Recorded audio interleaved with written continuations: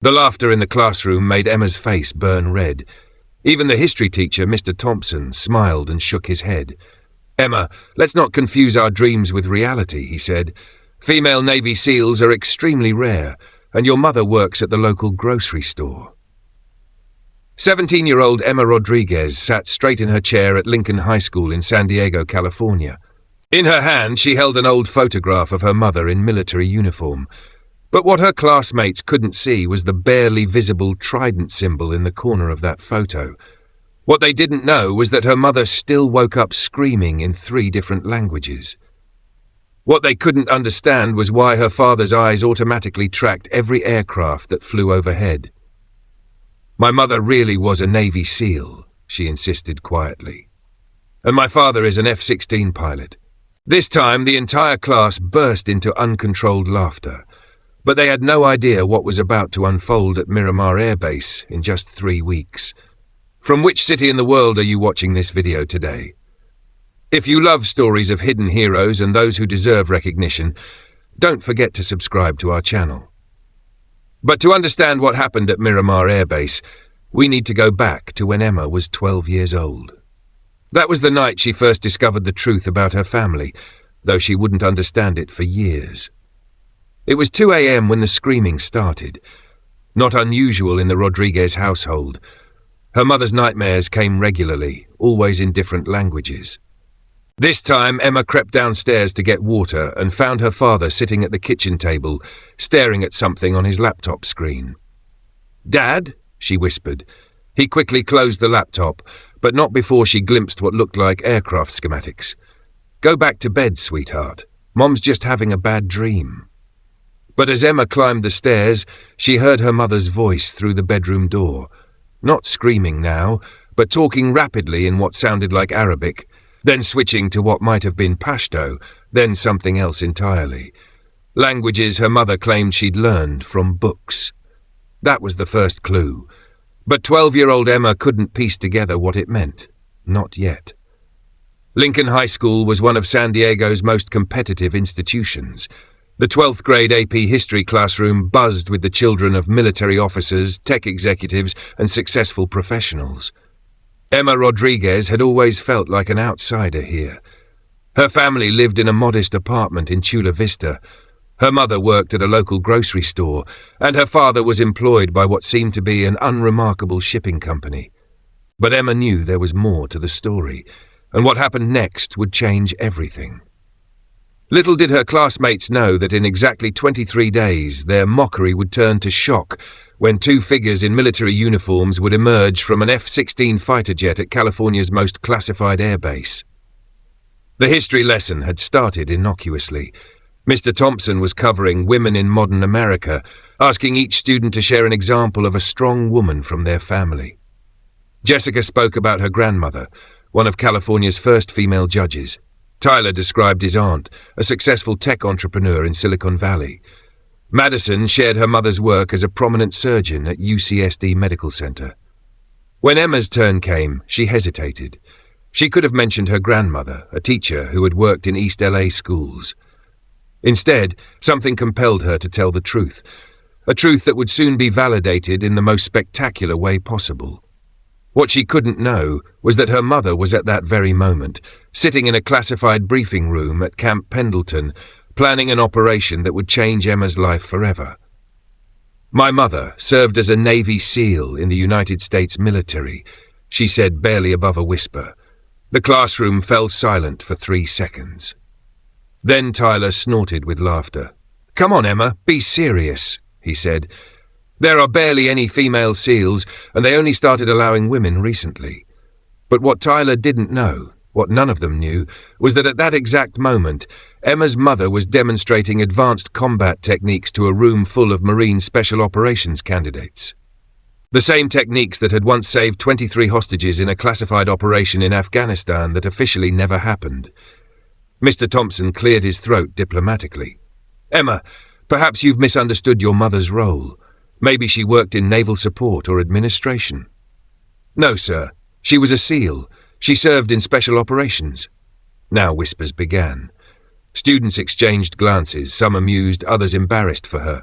What they couldn't see was the small scar on Emma's palm, the one she'd gotten when she was 8, accidentally cutting herself on her mother's hidden knife collection. A collection that her mother had claimed was just for decoration. "Emma," said Madison with fake concern, "maybe you dreamed this? Sometimes we want our parents to be more exciting than they really are." Heat rose in Emma's cheeks. "And my father is an F-16 pilot with the Air Force." Unknown to everyone in that classroom, Emma's father was at that very moment pulling 8 Gs in an F-16 over the Mojave Desert, practicing for a demonstration that would occur in exactly 3 weeks, a demonstration that would shatter everything these students thought they knew about reality. This time the laughter was immediate and cruel. Jake slapped his desk in amusement. "Oh, this keeps getting better. What's next, Emma? Is your brother a CIA agent?" "I don't have a brother," Emma replied quietly. "That's because he's probably on a secret mission," joked Ashley, causing another wave of laughter. What Ashley didn't know was how close to the truth she was. Emma's parents had never had another child because their classified work made it too dangerous. Every family decision had been shaped by secrets these teenagers could never imagine. Mr. Thompson tried to restore order. "Children, that's enough. Everyone's family background is different." "But, sir," interrupted Tyler, "she's obviously making this up. Her mom works at Whole Foods. I've seen her there stocking shelves." And Tyler was right about what he'd seen. Maria Rodriguez played the role of grocery store employee perfectly. She organized produce and helped customers find items just like any other worker. What Tyler didn't see was that she could kill a man in 17 different ways with her bare hands. The truth was, Maria Rodriguez had been perfecting the civilian role for years. When Emma was 14, she had watched her mother at a neighborhood barbecue in their Chula Vista community, laughing with other mothers about the difficulty of getting teenagers to clean their rooms. But later that night, Emma had seen her mother in their small backyard at 3 a.m., moving through what looked like a carefully choreographed dance. It wasn't until years later that Emma would recognize it as hand-to-hand combat training, practiced alone under the cover of darkness. "Mom, what are you doing?" 14-year-old Emma had called from her bedroom window. "Yoga Mija," her mother had called back. "Helps me sleep." But it wasn't yoga, and it wasn't helping her sleep. It was keeping her sharp for a world Emma wasn't allowed to know about. Yet. "And her dad works for some shipping company," added Madison. "He drives a regular Honda Civic. If he was a fighter pilot, wouldn't there be some signs?" What Madison didn't notice was that Emma's father had the fastest reflexes of any adult she'd ever met, or that he automatically identified every aircraft by sound alone, or that he parked their modest Honda with the precision of someone trained to position military vehicles under fire. Emma gripped the photograph tighter. It showed her mother in what appeared to be military gear, but the details were unclear enough that it could have been dismissed as a costume. But if someone had looked closely, very closely, at that photograph, they would have seen something that would change everything, something that would validate every word Emma was saying. "Some things are classified," she said desperately. This brought the biggest laugh yet. Several students were now openly mocking her. "Classified," repeated Jake. "Emma lives in a Marvel movie." "Maybe they're undercover," suggested Ashley sarcastically. Protecting America from expired milk at Whole Foods. Little did Ashley know that her joke was closer to the truth than she could imagine. Because Emma's parents were indeed undercover, and they weren't protecting America from expired milk. They were protecting the entire West Coast from threats so classified that even most government officials didn't know about them. Even Mr. Thompson seemed to suppress a smile. "All right," he said finally. "Let's move on. Emma, we appreciate your creativity, but let's stick to factual family histories." The word creativity hit Emma like a slap. It was a polite way of calling her a liar. But in exactly 18 days, Mr. Thompson would be standing on the tarmac of California's most secure airbase, watching Emma's parents emerge from military aircraft and realizing that sometimes the most unbelievable stories are the most true. For the rest of class, she sat in miserable silence while whispers continued around her. When the bell rang, Many students were still chuckling about her Navy SEAL mom and fighter pilot dad. What they didn't know was that their laughter would die in their throats in exactly 17 days, when they would witness something that would make them question everything they thought they knew about the ordinary world around them. "Emma," Mr. Thompson approached with a kindly expression, "I understand the desire to make our families seem special, but honesty is always better." She looked up with eyes holding more pain than any 17-year-old should carry. "I was being honest, sir." And she was. But the truth she was telling was so extraordinary, so carefully hidden from the civilian world, that it sounded like pure fantasy. What Mr. Thompson didn't know was that Emma had been carrying classified secrets since she was 8 years old. Secrets that would soon be revealed in the most spectacular way possible. He sighed and patted her shoulder condescendingly. "Perhaps you should talk to the school counselor about distinguishing between fantasy and reality." Walking through the halls of Lincoln High became an ordeal. Word had spread quickly through the school's social networks. Students she barely knew were pointing and whispering. Some called out mock seriously, "Hey Emma, any secret missions today? How's the SEAL training going? Did your dad fly any combat missions over San Diego this morning?" But what happened that evening would begin to crack open the carefully constructed world Emma's parents had built around their family. By week's end, she had acquired the nickname Agent Rodriguez, not with admiration, but with cruel teenage humor that followed her through the halls of the prestigious San Diego school. The worst part was she couldn't prove anything. At home, her parents maintained their carefully constructed civilian personas. Her mother, Maria, came home from Whole Foods tired and complaining about difficult customers. Her father, Carlos, returned from the shipping company exhausted from dealing with logistics and paperwork. But that night was different. Emma noticed something she'd never seen before. Her mother's hands were shaking as she served dinner, not from nervousness, but from what looked like controlled adrenaline. And her father kept checking his phone with the urgency of someone expecting crucial information. "Is everything okay?" Emma asked. Her parents exchanged a glance, the kind of wordless communication she'd seen between them countless times, but never understood. "Everything's fine, Mija," her mother said, but her eyes were scanning the windows of their Chula Vista apartment with the automatic vigilance of someone trained to assess threats.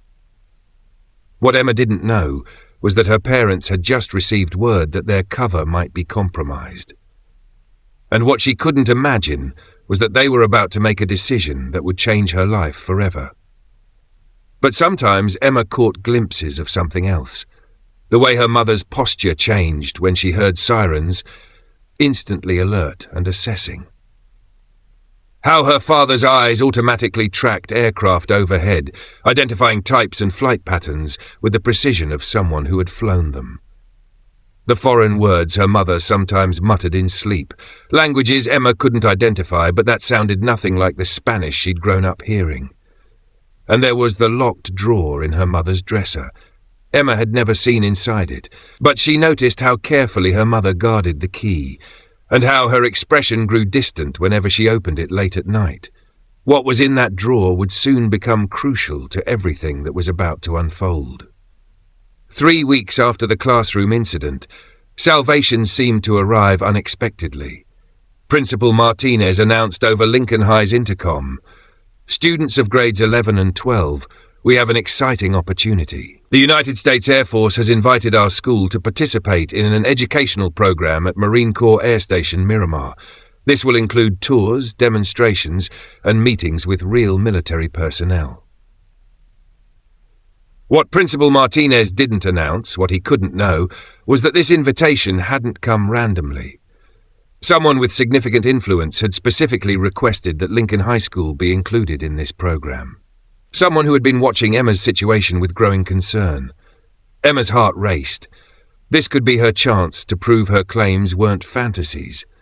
But her classmates saw it differently. "Perfect," exclaimed Tyler at lunch in the school cafeteria. "Emma can finally meet some real pilots and SEALs. Maybe they'll tell her what their jobs are actually like." "I bet she'll claim she knows all of them," added Madison, taking a bite of her sandwich. Jake leaned across the lunch table conspiratorially. I think Emma actually believes her own stories. She's convinced herself they're true. That's kind of sad, said Ashley with mock sympathy. Living in fantasy because reality is too boring. Emma set down her lunch, appetite gone. You'll see, she said quietly. When we go to Miramar, you'll see I was telling the truth. Oh, we're definitely going, Tyler assured her. Front row seats to watch Emma's fantasy world collapse. The application process was competitive. Only 30 students would be selected based on academic performance and an essay about their interest in military aviation and defense. Emma poured her heart into her essay, writing about the importance of national defense, the sacrifices made by military families, and the unsung heroes who served in shadows. She didn't mention her parents directly, but every word was informed by what she believed about their service. When selections were announced a week later, Emma's name was on the list. So were her tormentors. They'd all witness whatever happened at Miramar. This is going to be epic, Tyler said, looking at the posted list outside the main office, the day Emma's delusions finally crash and burn. But that night, Emma heard something that made her sit up in surprise. Her parents were talking in the kitchen of their small apartment, voices low but urgent. She crept to the top of the stairs and listened. The school trip to Miramar, her mother was saying. She's going to be there.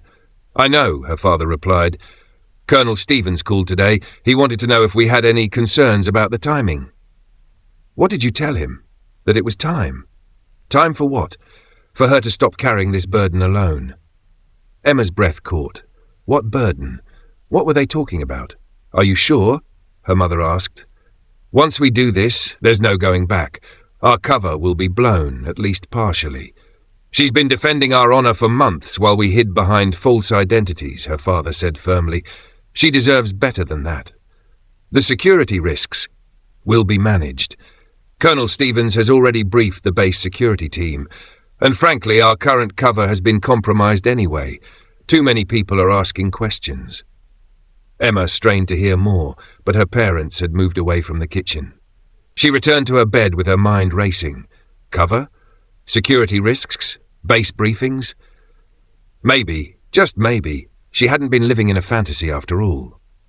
The bus to Miramar departed at dawn from Lincoln High School. Emma had barely slept the night before, torn between excitement and terror about what the day might bring. As the Southern California landscape rolled past the windows, her classmates maintained their commentary. I wonder if Emma's parents will make a dramatic entrance, mused Madison. Maybe parachute in during the AirShow. Or emerge from a submarine in San Diego Bay, added Jake. Even Mr. Thompson, who was chaperoning the trip, seemed to enjoy the anticipation. Well, Emma, today we'll see some real military professionals. It should be educational for everyone. His tone was kindly but patronizing, clearly expecting that exposure to actual military personnel would help Emma understand the difference between reality and her supposed fantasies. Marine Corps Air Station Miramar was massive and impressive.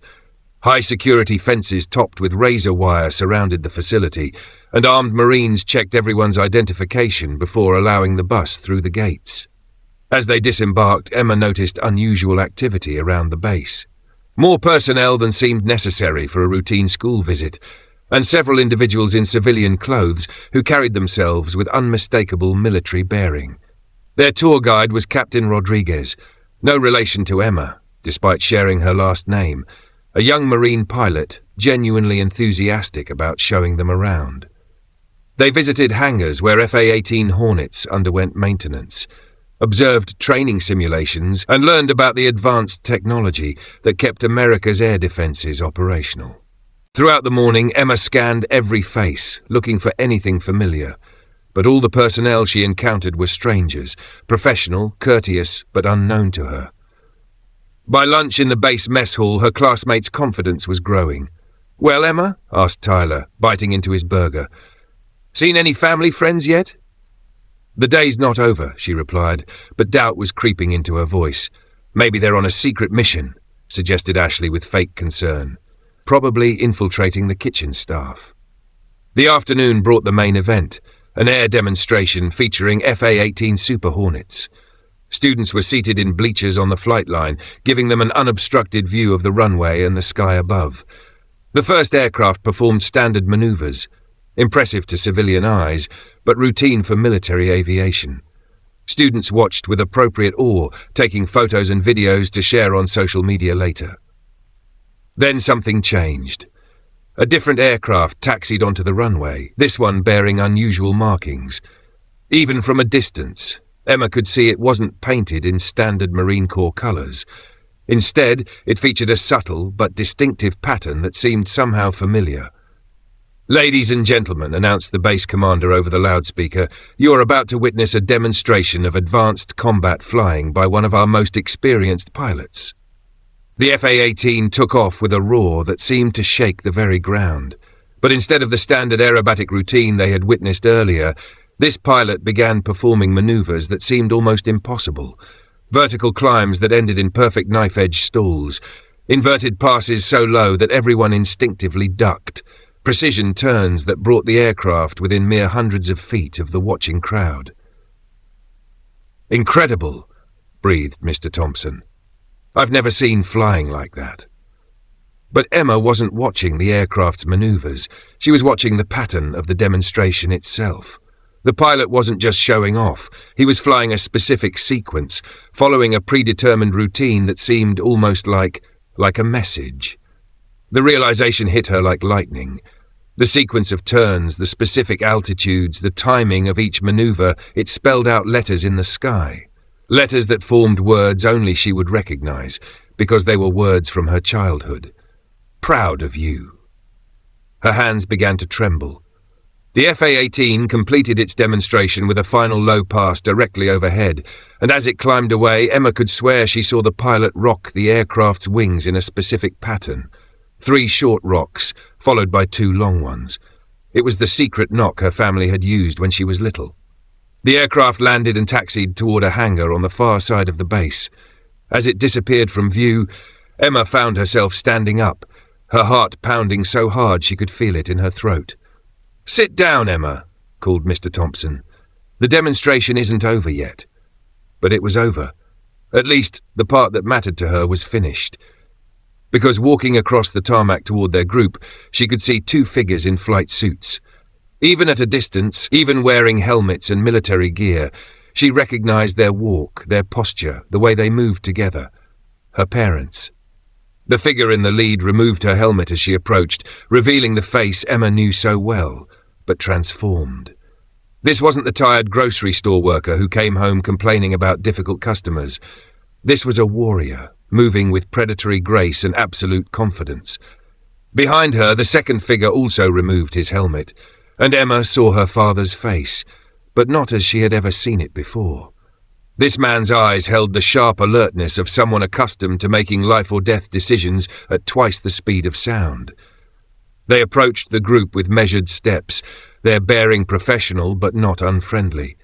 Colonel Stevens, the base commander, stepped forward to make introductions. "Students and faculty of Lincoln High School, I'd like you to meet 2 of our most distinguished personnel. Master Chief Petty Officer Maria Rodriguez, formerly of SEAL Team 6, currently serving as a Special Operations Training Coordinator." Emma's classmates turned to stare at her, their mouths hanging open. "And Lieutenant Colonel Carlos Rodriguez, Squadron Commander and one of the Marine Corps' most experienced FA-18 pilots." The silence that followed was deafening. Maria stepped forward, her eyes finding her daughter in the crowd. When she spoke, her voice carried the authority of someone accustomed to command, but softened with unmistakable maternal love. "Hello, Mia," she said simply. "Sorry we couldn't tell you sooner." Behind her, Carlos nodded to the stunned group of teenagers. "I believe some of you have been questioning my daughter's honesty," he said calmly. "I hope today has been educational." Tyler was the first to find his voice, though it came out as barely a whisper. "You mean she was telling the truth the whole time?" "Every word," confirmed Colonel Stevens. "Master Chief Rodriguez is one of the few women to have completed SEAL Team 6 selection, and Lieutenant Colonel Rodriguez has over 3,000 hours of combat flight time. Both have served with distinction in classified operations around the world." Madison turned to stare at Emma with something approaching awe. But you sit next to me in AP Chemistry. You forgot your homework last Tuesday. "I'm still the same person," Emma said quietly. "I just have parents who serve their country in ways they couldn't talk about." Jake, who had been among her cruelest tormentors, looked like he might be sick.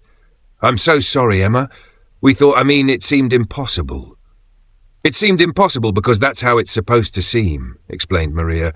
"Operational security depends on maintaining civilian covers that are completely believable." Mr. Thompson finally found his voice. "I don't understand. Why the secrecy? Why let your daughter endure months of ridicule when you could have simply—" "Because," interrupted Carlos, "our work requires complete operational security. The fewer people who know our real identities, the safer everyone is, including our daughter and her classmates." "But why reveal it now?" asked Ashley. Maria looked at her daughter with obvious pride. "Because she spent months defending our honor while we hid behind false identities. That kind of integrity deserves recognition." Colonel Stevens addressed the group formally. "What you have learned today is still classified information. You will each sign confidentiality agreements before leaving the base. But within those constraints, yes, Emma has been telling you the truth about her parents' service." The bus ride back to San Diego passed in a daze.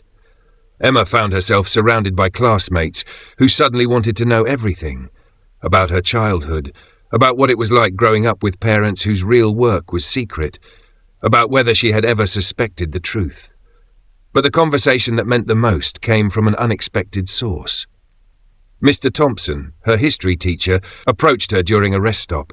"Emma," he said quietly, "I owe you more than an apology. I owe you my respect." She looked up at him questioningly. "You stood up for the truth even when everyone, including me, told you it was fantasy. That takes a special kind of courage." He paused, seeming to wrestle with his words. "I've been teaching for 20 years, and I thought I understood what heroism looked like. Today I learned that sometimes heroes are teenagers who refuse to back down from the truth, even when the whole world is laughing at them." As the bus pulled into Lincoln High School and they prepared to return to their normal lives, Emma realized that everything had changed, and nothing had changed. Her parents were still the same people who helped with homework and worried about her grades. They would still maintain their civilian covers for security reasons. Family dinners and weekend routines would continue unchanged. But now she no longer carried the burden of their secret alone. Now, when people asked about her family, she could tell the truth without fear of mockery. And perhaps most importantly, she had learned that truth has its own power. It doesn't need to be loud or demanding. It simply needs to exist. And eventually, if you're brave enough to defend it, it will find a way to be recognized. 6 months later, when Emma graduated as valedictorian of Lincoln High School, her parents sat in the audience wearing civilian clothes, looking like any other proud parents. But now her classmates knew who they really were, and the applause that greeted Emma as she walked across the stage carried a depth of respect that came from understanding what she had endured to defend her family's honor.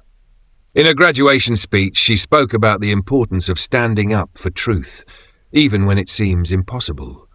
"Sometimes," she said, looking out at the audience, "the most important battles are fought not with weapons or aircraft, but with simple honesty in the face of disbelief."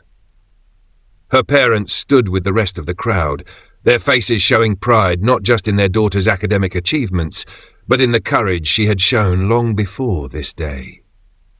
Some heroes serve their country in secret operations around the world. Others serve by refusing to let the truth be buried, no matter how hard the world tries to silence it. Both kinds of service require exactly the same kind of courage. Have you ever known someone who carried a burden of truth that no one believed? Someone whose greatest strength was refusing to give up when everyone doubted them? Share your thoughts in the comments below. And don't forget to subscribe for more stories of hidden heroes and unrecognized courage.